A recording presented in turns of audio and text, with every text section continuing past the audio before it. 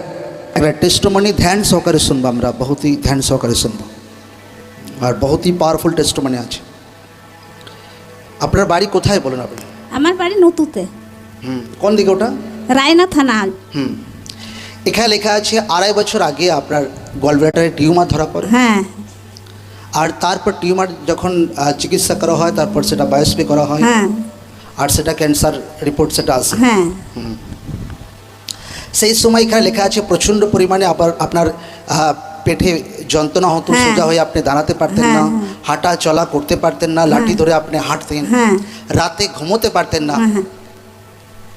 ফার্স্টে কি অসুবিধা হচ্ছিল যখন আপনার টিউমার হয়? প্রথমে আমার পেটে ব্যথা হয়, ব্যথাই হয়ে যায়। তারপরে পরে আমার বমি হয়, বমি হয় আর আর খাওয়া দাওয়া বন্ধ হয়ে যায়। তারপরে প্রথমে বর্ধমানে দেখায়। বর্ধমানে দেখায়, তখন তারা বলে যে তোমার এখানে হবে না, তুমি কলকাতায় চলে যাও।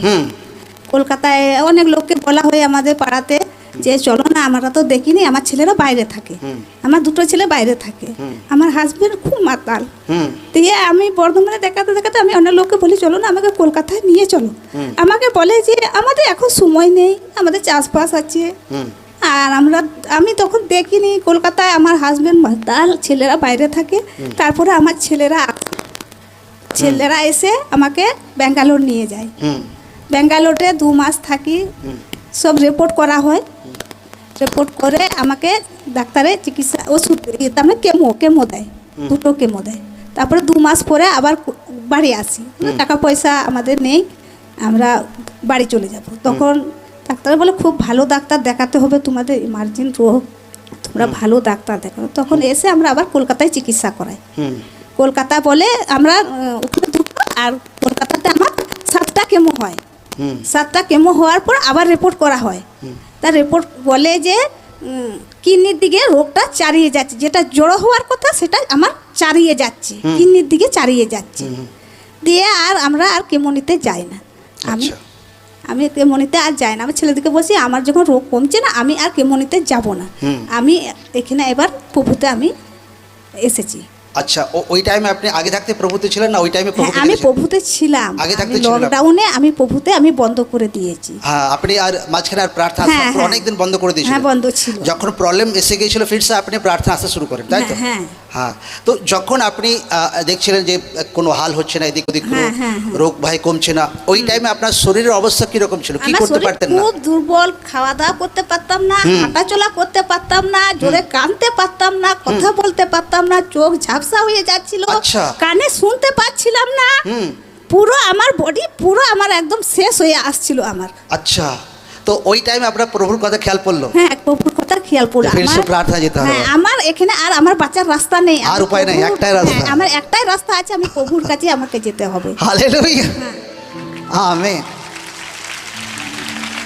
যিশু খ্রিস্ট জীবনকে চেঞ্জ করে। কি চেঞ্জ করে? কে চেঞ্জ করে? কি চেঞ্জ করে? প্রভু যিশু জীবন চেঞ্জ করে। যখন আপনি প্রার্থনায় আসছেন ওই টাইমে কীরকম অবস্থা ছিল, কীভাবে এসেছিলেন আপনি? আমার ছেলেরা কেউ বাড়িতে ছিল না, আমি নিজেই অনেক কষ্ট করে এসেছি। আমার ছোট ছেলেটাকে বলে এসেছিলাম শুধু একটাই কথা, বাবু আমার যদি কাজ মিটে যায় আমার রাত হয়ে যাবে, আর আমার যদি কাজ না মেটে তাহলে আমি চলে আসছি। আমার তো যেতে আমার সন্ধে গেল, তখন তো ছোট দিনের বেলা, আমার যেতে রাত হয়ে গেল, তখন 7টা বেজে গেল। আমার ছেলে ছুটাছুটি করছে, আমার মা কোথায় গেল, ফোন ছিল না আমার তখন, আর ছুটাছুটি করছে, বলছে আমার মা কোথায় গেল। আমার বলছে আমার জীবিত ঈশ্বর আছে, আমাকে এত কষ্ট থেকে যখন একটু জীবন। আপনি কোথায় কোথায় রিপোর্ট করিয়েছিলেন? বর্ধমানে আগে রিপোর্ট করানো হয়। রিপোর্টগুলো দেখি। এইগুলো কোথাকার রিপোর্ট? এটা কলকাতার রিপোর্ট। হ্যাঁ, কি এগুলো কি কি রিপোর্ট করানো হয়েছিল? এগুলো এখানে রিপোর্ট আমাদের।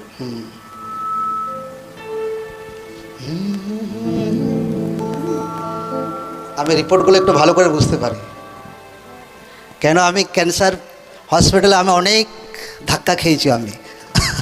হালেলুয়া, মানে ক্যান্সারের জিনিস একটা একটা আমি জানি একদম। মানে আমার মাকে নিয়ে যেতাম আমি 1 বছর ধরে একদম। হালেলুয়া, কেমো নেওয়া ভাই, রেডিয়েশন নেওয়া, ওখানে লাইন লাগানো, এখানে লাইন লাগানো, ওহ এত দুর্গতি হয় ভাই যদি কারো ক্যান্সার ধরা পড়ে। বিশেষ করে তার পরিবার লাস্টে থকে যায়। পরিবারের লোক বলে আমরা নিয়ে যেতে পারবো, मतलब লাগা 8 দিন যেতে হবে, 8 দিন কন্টিনিউ একদম।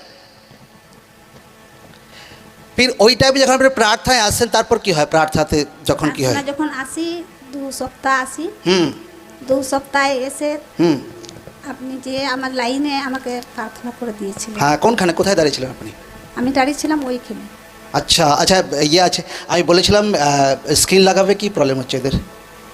হ্যাঁ, একটা ওয়ার্ড যদি মাটিতে ফেলতে দিচ্ছ, মতলব রং জিনিস আছে একদম। ভিডিও যদি আছে লাগাও।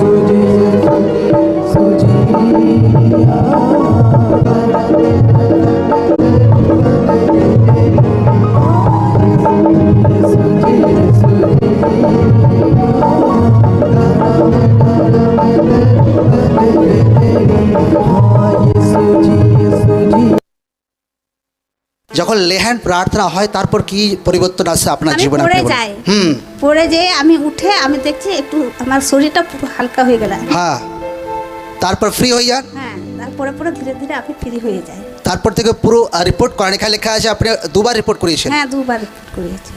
আগেও একবার রিপোর্ট করিয়েছিলেন, হ্যাঁ। আগস্টেও, এই গেল মাসেও রিপোর্ট করিয়েছিলেন। হ্যাঁ।